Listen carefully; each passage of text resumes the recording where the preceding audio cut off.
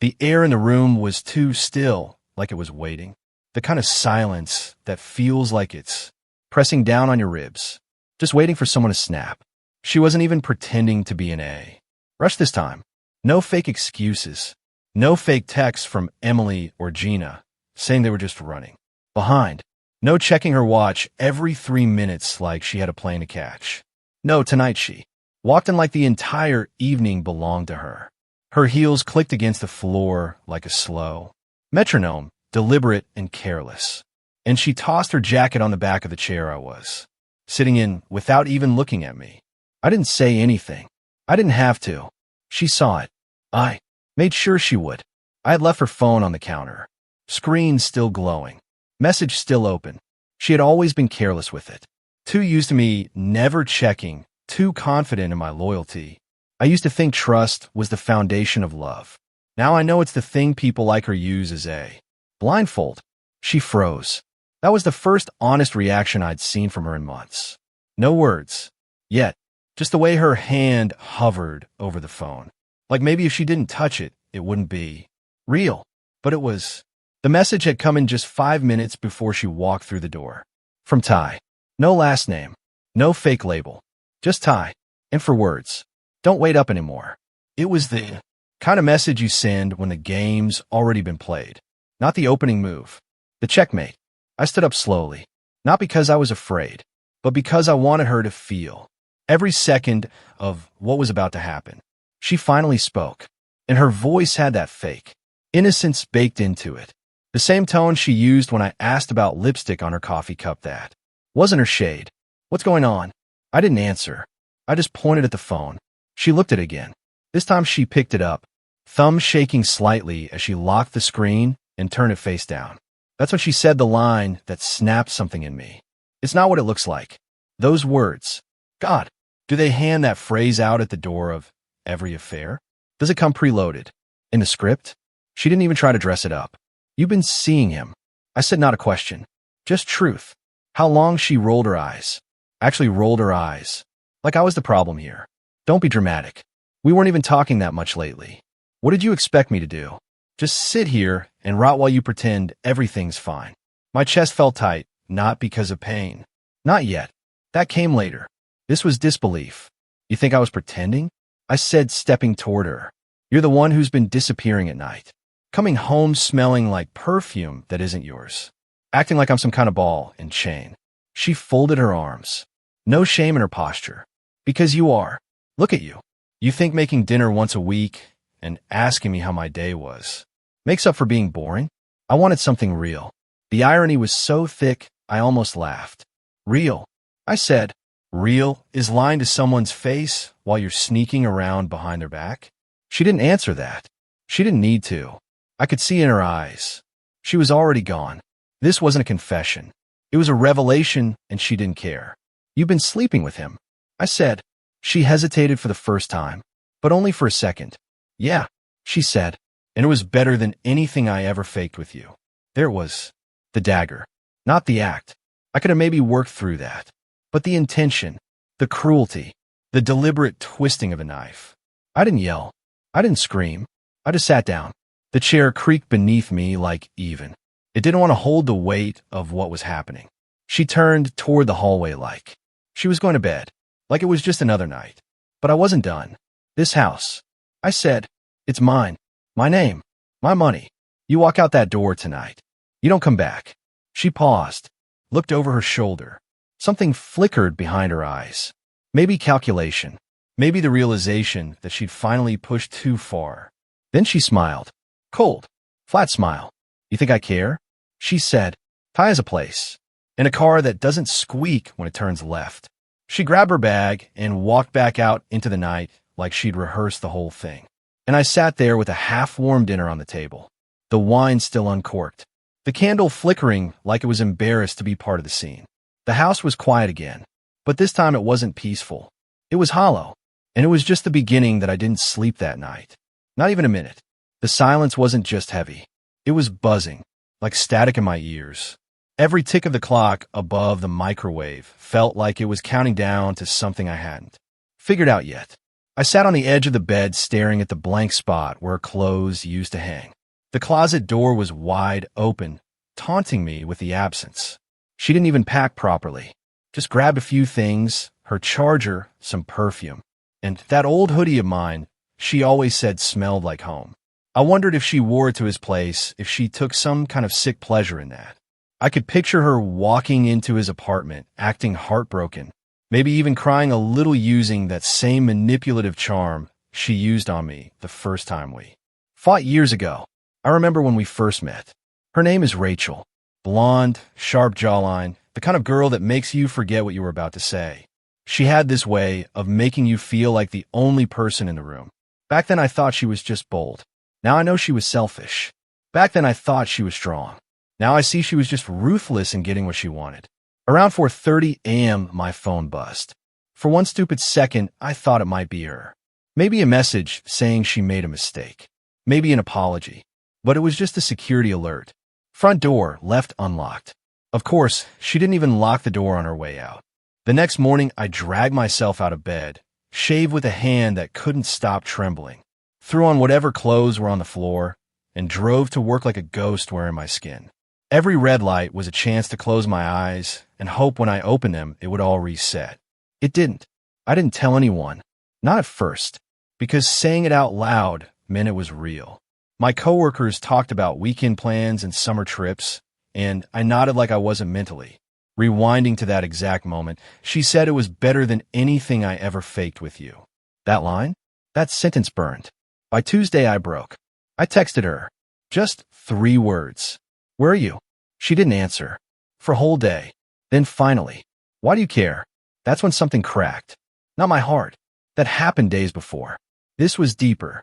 This was the part where pain starts turning into something colder. Numb. That's when I realized she didn't see me as a person anymore. I was an obstacle. A burden she shook off. An address she used to live at. Later that week, I ran into our neighbor, Curtis. Mid-40s, beer gut, kind guy, always washing his truck on Sundays. He said, "Hey, haven't seen Rachel around. She out of town." I stared at him a second too long. Then just said, "Yeah, something like that." He didn't press. Just gave me a knowing nod. The kind that says, "Yeah, I've been there, man." Maybe he had. That night, I poured myself a drink.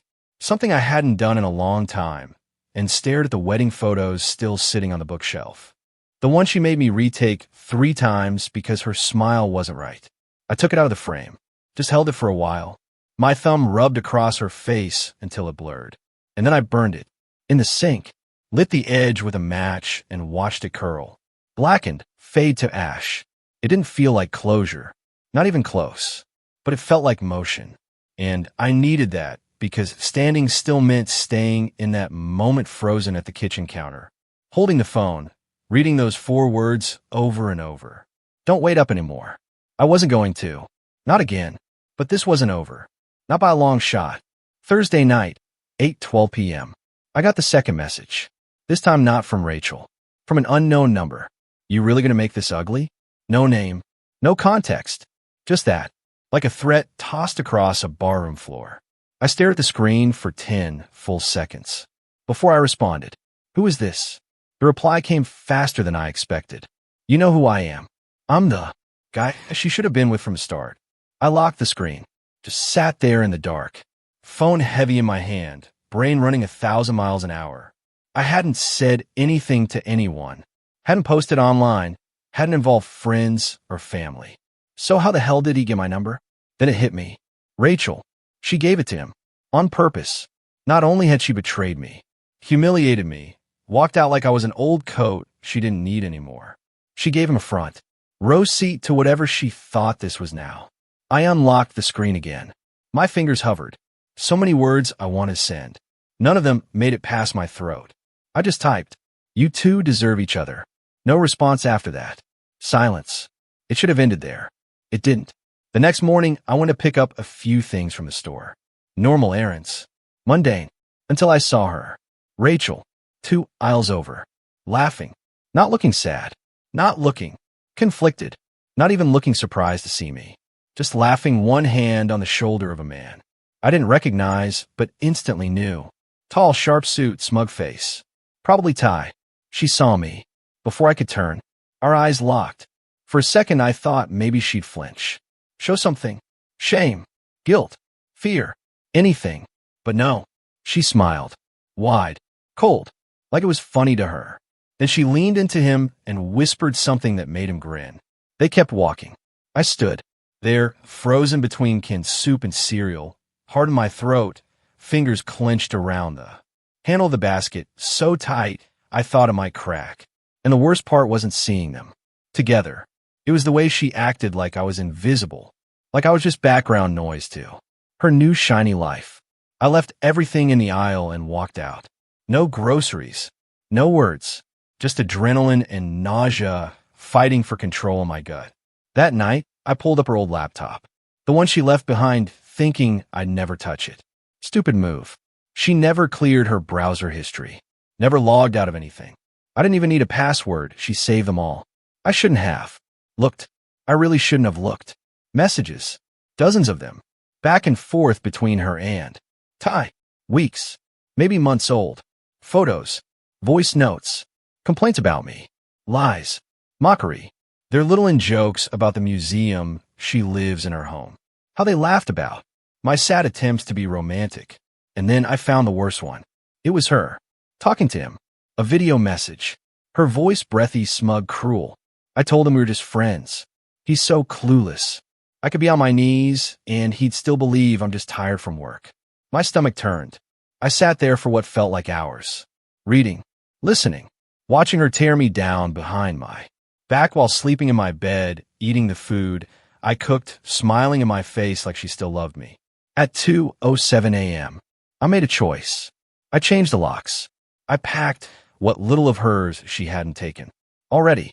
Clothes, books, even that stupid decorative bowl she insisted on putting in the hallway. Boxed it all up. Then I texted her. Your things are on the porch. Pick them up before the rain does. She read it. No reply. I didn't care.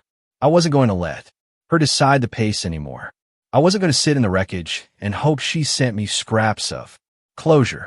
This time, I was the one walking away. But part of me, deep down the part that still flinched at her name, knew it wasn't over. Not yet. Because people like her don't let go quietly. They want the last word. And I had just taken it from her. Thought it rained the next morning. Not a drizzle. A full, angry downpour. The kind that feels like the sky's got something personal against you. I stood by the front window, arms crossed, staring at the box on the porch. It was soaked already. I didn't cover it. I didn't care. Her books, her extra heels, that expensive shampoo she made. Me drive across town to get all of it swelling and curling like paper in a fire. Only this fire was cold. She didn't come. Not that day. Not the next. She waited until Sunday night, 11:42 p.m. Pulled up in that stupid silver Mercedes. Not hers, his. Of course. I watched from the hallway, where she couldn't see me. She didn't even look around. Just opened the trunk like this was a favor, not a reckoning. The doorbell rang once. She didn't knock. I didn't answer. Another ring. Longer this time. Then a pause. Then, really? This is how you're going to act? Her voice muffled. Through the door still sounded smug. Like I was the one who had done something wrong. She had the tone of someone who steps on your foot and waits for you to apologize. I stayed still. She rang a third time. I walked to the door, didn't open it, just said through the wood, "Take your trash and go." Silence. Then a short, dry laugh. "You're so dramatic," she said. "You always were." I almost opened the door then. Almost. Not to let her in to say something. But what would I even say? What do you say to someone who shattered you and still has the audacity to act like they're doing you a favor? She said one more thing before leaving. "You'll be alone forever if you keep playing the victim." And then the car door slammed. I waited. 5 minutes. 10. I needed to be sure she was really gone. When I finally opened the door, the box was gone. Nothing left on the porch but a wet outline and the faint smell of her perfume. Still clinging to the air, something sweet and sharp like guilt dressed up as affection. I locked the door again. 3 times. And that should have been the end. But Monday, everything escalated. I walked into work, head down, eyes hollow, pretending I was okay. My boss pulled me into a side office right after lunch. "We got a call over the weekend. He said carefully, "A complaint. About you. From someone named Rachel." My stomach dropped. She said you've been threatening her. That she's scared to come home. That you've been. He paused, clearly uncomfortable, unstable. I couldn't breathe for a second. That's a lie. He nodded slowly. Look, I'm not saying I believe it, but this puts us in a tough spot. We had to report it. HR's involved now. It wasn't enough for her to cheat. It wasn't enough to humiliate me, abandon me, mock me. Now she wanted to ruin me. Take my job, my reputation, paint herself as the victim in the story she wrote with gasoline and matches. And then I remember the cameras. I had one of those smart doorbells, always recording, always watching. I pulled it up on my phone. There it was. The whole thing. Her walking up. Her voice. Her tone. Clear as day. I forwarded it to HR, didn't even flinch. But that was the moment I knew this wasn't a breakup. It was war, and I hadn't even started fighting back. Wednesday afternoon, I got a message from my older sister, Brooke. Just one sentence. Why is Rachel saying you hit her? I was sitting in my car at the time, parked outside a coffee shop. I hadn't even gone into. Just needed somewhere neutral away from the house, the job, the war zone. On my own living room. My hand went numb around the phone. Rachel wasn't just playing dirty. She was rewriting the entire story. I called Brooke immediately. She picked up on the first ring. She posted something on her story. She said, voice tight with disbelief. Some long paragraph about how he never laid a hand on me, but the emotional manipulation was just as real, and then some cryptic line about bruises you can't see. I almost laughed. Not because it was funny, because it was psychotic. She was trying to weaponize sympathy. She knew I wasn't the type to speak out first. She knew I was quiet, private, the kind of guy who swallows pain because he thinks no one wants to hear it. But now she was turning that silence into guilt. I told Brooke everything. Not just the cheating, the messages, the lies, the fake HR report, the gaslighting, the neighbors seeing her with Ty, all of it. Brooke's quiet rage was like a storm on the other end of the line. You want me to say something? She asked. Because I will. No, I said. Not yet. I hung up and sat there in the driver's seat watching people walk in and out of the cafe like the world was still intact. I hated them for that, even though they'd done nothing wrong. That night, I did something I hadn't planned to. I drove to Rachel's old apartment, the one she lived in before we got married. It was an hour away, tucked behind a row of trees and a broken fence. I wasn't stalking her. I wasn't trying to win her back. I just needed to see something, anything that reminded me she was once human, that the woman I loved hadn't been a mask from the beginning. But the place was different. Now, someone else lived there. A woman answered the door when I parked and walked up. I just stood on the sidewalk and asked, "Does Rachel still live here?" The woman blinked at me. She moved out years ago. I think she sold the lease to someone. Why? No reason, I said. I got back in the car and drove home. On the way, I passed a motel, grimy, neon lit, the kind of place where people go to disappear or do things they don't want names attached to. I don't know why, but I pulled in, and there it was. Ty's silver Mercedes, parked at an angle like it belonged there, like it lived there. I didn't go in. I didn't need to. I just took a photo, walked up to the front desk, asked one question. Is room 14 booked under Rachel or Ty? The man behind the desk didn't look up, just said no names. Not allowed. But then he added, under his breath, they've been in all week. I left without another word. I had proof now. All the silence she was trying to fill with lies. I could cut through it. I sent the photo to my sister. Then I sent it to my lawyer because I wasn't going to let her just torch my life and walk away with a clean slate. She wanted war. She just got it. The lawyer's office smelled like cold air and expensive leather. Everything was quiet. Not peaceful quiet. Controlled quiet. The kind where even the air feels like it's holding its breath. His name was Daniel Reese. Mid-40s. Sharp voice. Sharper eyes. No nonsense. He didn't flinch when I handed him the flash drive with the doorbell recording, the screenshots of her messages, the photo of Ty's car parked outside, that motel like it paid rent. He clicked through each file with the calm of a man who's seen worse. He raised an eyebrow once at the video message, the one where Rachel mocked me straight to Ty's camera. When it ended, he said, "You realize this paints her in a pretty damning light." I nodded. I want a divorce. Fast. I don't care about splitting furniture or paintings or whatever. I want out. But I also want this documented, what she's doing. The smear campaign. The HRLI. The social media garbage. He steepled his fingers. If she's claiming emotional abuse, it complicates things. But with what you've given me, you're in a stronger position than you think. The false report to your workplace? That alone could trigger consequences if we push it. I want it all on the record, I said. If she wants to play the victim, let's see how she does under oath. He leaned back, nodding slowly. We'll start the paperwork, and I'll file a formal notice that all communication from her comes through me from now on.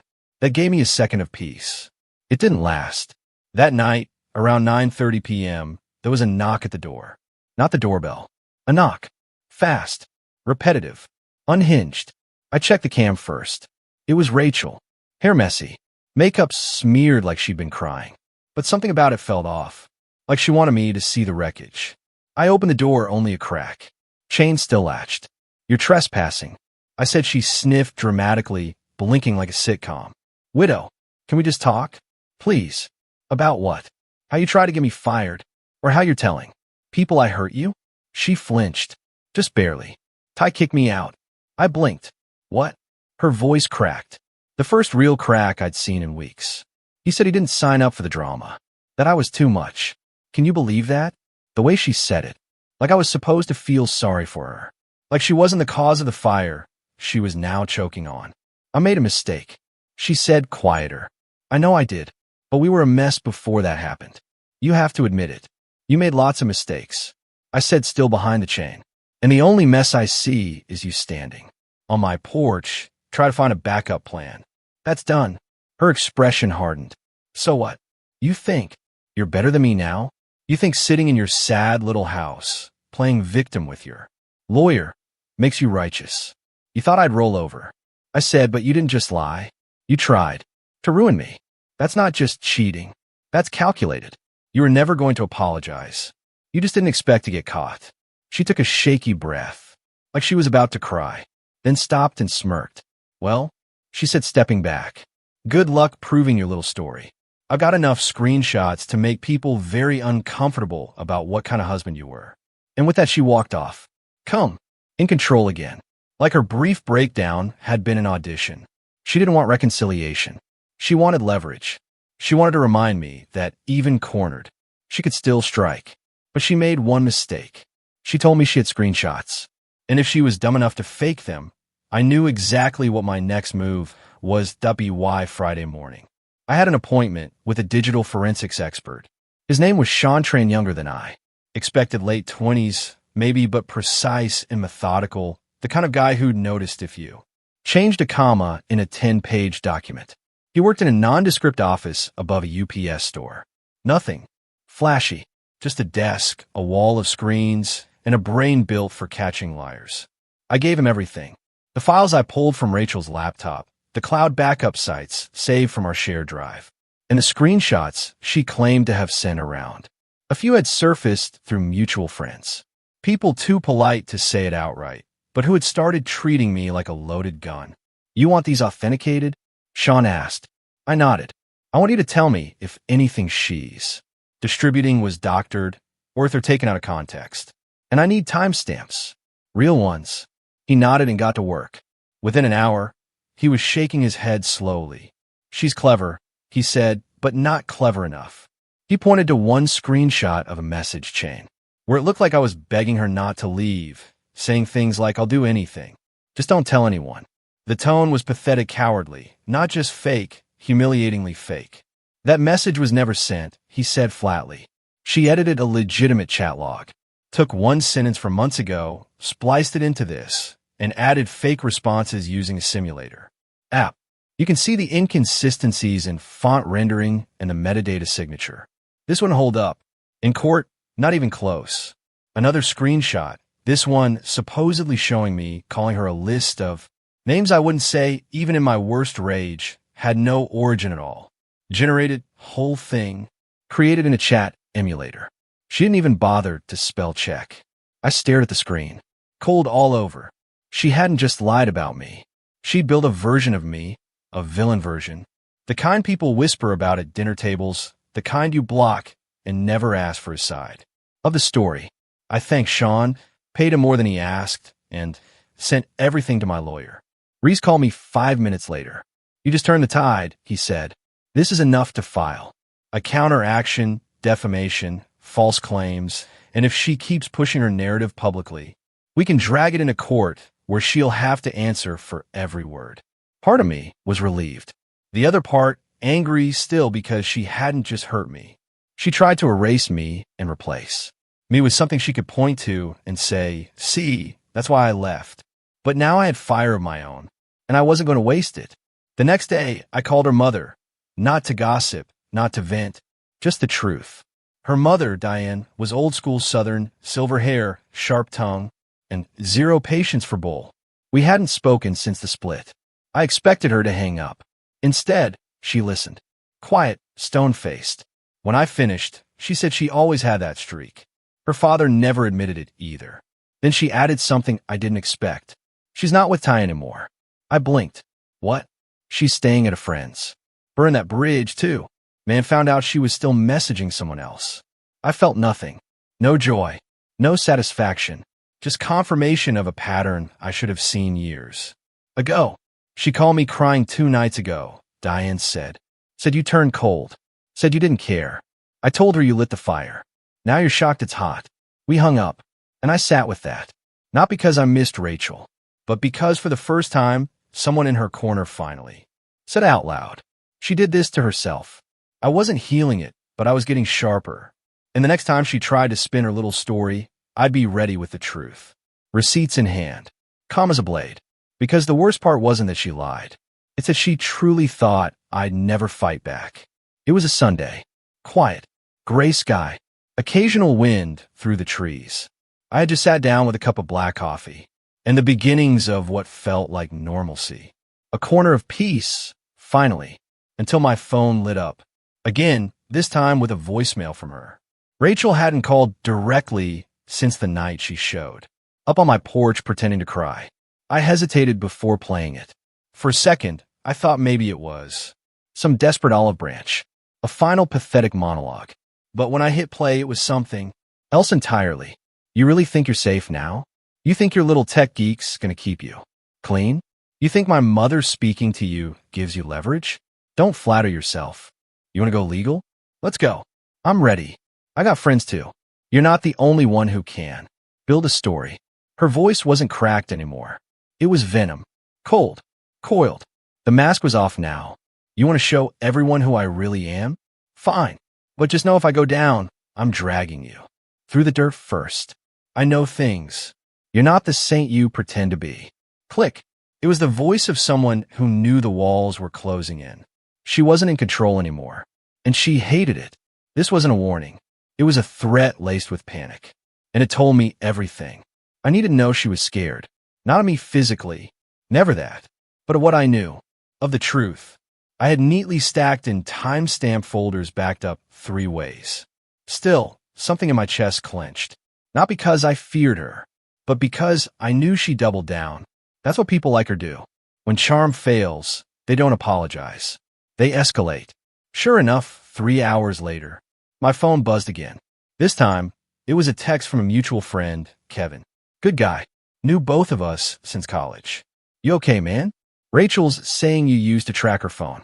She posted some screenshots. Looks bad." I stared at the message. There it was. She was already firing. Her next shot. I jumped onto her socials. Private. But people were sending me screenshots faster than I could process them. One in particular stood out, a fake text thread between me and her, where I supposedly said, "I only tracked you because I was scared you cheap." It looked real at first glance. Same style, same platform, even an old nickname I used to call her. But she messed up. Again, wrong date format. European style. She must have used a fake generator from some site overseas. I didn't say a word publicly. Instead, I forwarded it to Sean, the digital forensics guy, and to Reese, my lawyer. Within the hour, I had 2 things: an official forensic breakdown showing it was fabricated and a draft response from Reese ready to send as a cease and desist. But then something unexpected happened. People started to turn on her. "Bro, call me first. She's losing control of the narrative," she said. "One of her own friends posted a comment you told me 2 weeks ago he never tracked you. What changed?" Another one said, "This is getting out of hand." A quiet wave was forming. Rachel had gone too far, too fast, too loud. She overplayed her hand, and now the people she once charmed were starting to connect the dots. But it was the next call that shook me most. A number I didn't recognize. When I answered, the voice was unfamiliar at first. "Male? Low. Is this Eric?" he asked. "Yeah, this is Adrian. I'm well. I was dating Rachel." After Ty, silence. Then he added, "She said you used to follow her to work. That you'd stand outside the building." I closed my eyes. "Never happened." I figured he said. "She told me last week. You hit her once. And then today, she told me you were suicidal." It didn't add up. So I asked around. "Someone gave me your number. Why are you calling me?" I asked quietly. "Because I got played. And I don't want to be part of whatever show she's putting on next." He sounded tired, defeated even. "I'm sorry," he said. "She's dangerous. You were right to leave her behind." When we hung up, I sat in silence for a long time. Not because I was broken, because the truth had finally started speaking without me. And once that happens, liars don't get quieter. They get reckless, which meant the worst, and maybe the final move, was coming to IT happen on a Tuesday, 3:14 p.m. I was halfway through a spreadsheet at work when my phone lit up again. Unknown number, no voicemail this time.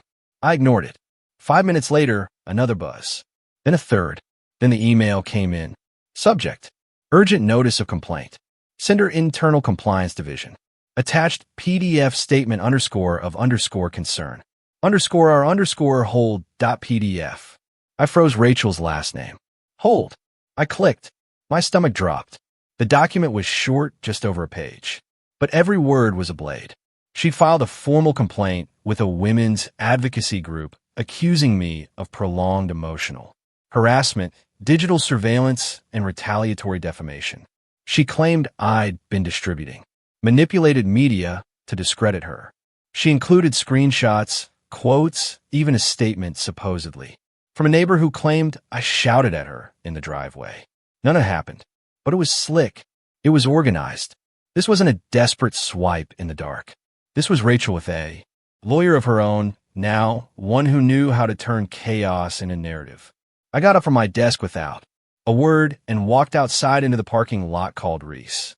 He answered on the first ring. "I saw it already." He said, "You think it's serious?" He sighed. "They're trying to scare you. But it's sloppy." That neighbor quote. "I already subpoenaed your security footage. No shouting. No confrontation. It shows her walking away unbothered." I rubbed my eyes. "They want me to back off. They want you scared," he said. "They know you've got truth. So they're swinging with perception." Then his voice shifted, calm but pointed. "We're going to respond. But more than that, it's time we stop reacting." "What do you mean?" "I mean, it's time we file first." I paused. "File what?" "Defamation, malicious intent. False reports to a government agency. Attempted character assassination. You've got evidence, timestamps, expert analysis. Let's go on the offensive." "And this?" I said nothing, just stared out at the horizon. I thought about the first night I found that message on her phone. About the night she walked out like it was nothing. About the voicemail, the lies, the performances, the men she burned through like spare lighters. And I thought about how for months now I've been playing defense, putting out fires, explaining myself, trying to prove I wasn't the monster she needed me to be. "Let's do it," I said. "I want this in writing. I want her name in the file. No settlement. No retraction. I want this on record. Permanent." Reese didn't hesitate. "Good. It's time." We hung up. I looked down at my phone again. Another message had come in while I was on the call. This time from Rachel herself. "You think this is over? I've only just started." I read it twice, then did something I hadn't done in weeks. I smiled, because that message, that fury, that desperate need to control the ending told me everything I needed to know. She was running out of moves, and for the first time, I wasn't just surviving her storm. I was preparing mine. The court date was set for the following Thursday, not for the divorce. That was already underway, and thanks to the mountain of evidence, I had sliding steadily in my favor, but for the defamation suit. I walked into that courtroom not as the broken man she thought she left behind, but as someone sharper, cleaner, colder. I wasn't angry anymore. I was focused, and it showed Rachel sat on the other side dressed like grief, black dress, hair pulled back, minimal makeup like she was auditioning for sympathy. Next to her, a lawyer who looked bored before we even sat down. She didn't make eye contact with me. Not once. Our side went first.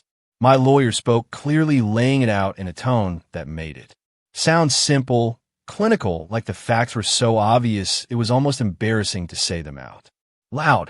Sean's digital forensic report, doorbell camera footage, the fabricated messages, the fake screenshots, the voicemail where she all but admitted it was war, testimony from Adrian, the guy after Ty who submitted a sworn statement about her manipulations. And then the most powerful piece of all, a copy of her public abuse post side by side with text from the same week once. She never deleted, where she was telling Ty she hoped I would snap and finally leave without a fight. We rested our case in under 90 minutes. It was her turn. Her lawyer stood up already, fighting a losing battle. They tried to say I was retaliating because I couldn't handle the breakup, that she had a right to her truth, that her emotional recollections didn't need to align with digital facts. The judge interrupted. Miss Holt, did you create any fake messages depicting Mr. Weller as threatening or unstable? Rachel shifted. No, Your Honor. Did you send any statements to Mr. Weller's workplace claiming he was mentally unwell? A pause. Yes, she said quietly. But were they true? Longer pause. Silence. No. That was the moment. The crack. The fall. The judge dismissed her countersuit and granted the defamation motion to proceed. Formal penalties would be decided later, but the damage was done to her. And I walked out of that courtroom not vindicated. Free. No one was calling me unstable anymore.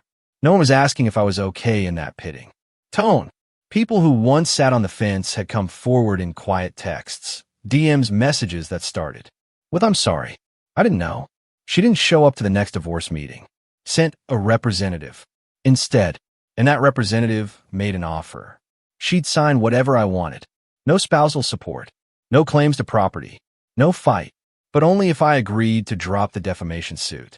I didn't even blink. No deal. Let the record show what she did. Let her next boyfriend Google her name and find it. Let the truth live where her lies used to. I owed that to myself. To every version of me she tried to erase. Weeks passed. I moved. New place. New locks. New air. I bought a cheap punching bag and a better mattress. I slept better than I had in a year. One day, I found a message from Curtis, my old neighbor. Thought you'd like to know she tried to talk to my wife yesterday. Said she missed the old days. My wife shut the door in her face. I laughed. Not bitterly. Just full. Then I opened my window, let the breeze in, and said out loud to no one, "Don't wait up anymore." And I didn't. I walked forward. And this time, she wasn't in the rear view. Only in the warning signs. Thank you for taking the time to read this story. If you enjoyed it, subscribe, like, and share in the comments. Remember, history is a witness to the past, a light of truth, a living memory, a teacher of life, a messenger of antiquity, and see you soon.